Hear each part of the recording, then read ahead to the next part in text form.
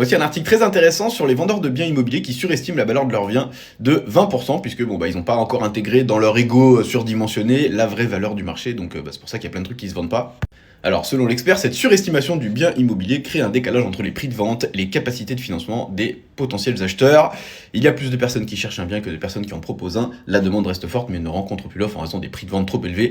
Bah oui, parce que les propriétaires qui ont acheté trop cher, et ils veulent plus perdre d'argent, faire de la moins-value, tout ça, sachant que plus personne peut avoir de crédit, forcément ça crée un problème dans cette histoire-là. Près de la moitié des vendeurs que nous avons contactés nous confirment qu'ils n'ont pas trouvé d'acquéreur pour leur bien dans les 4 mois. Et ça compte même à Paris dans des zones très tendues, hein. C'est juste que les mecs, ils veulent te vendre encore des studios de 20 mètres carrés à 250 000 euros, ce qui est plus possible aujourd'hui. Une partie du problème vient des plateformes immobilières qui proposent des estimations gratuites, comme la valeur des maisons selon eBuyer. Ceux-ci sont principalement basés sur des données passées qui ne sont plus aujourd'hui plus réalistes, hein, et forcément. Voilà, donc si déjà ton robot sur internet il te dit que ta maison elle vaut 300 000 alors qu'en vrai elle en vaut 210, bon voilà.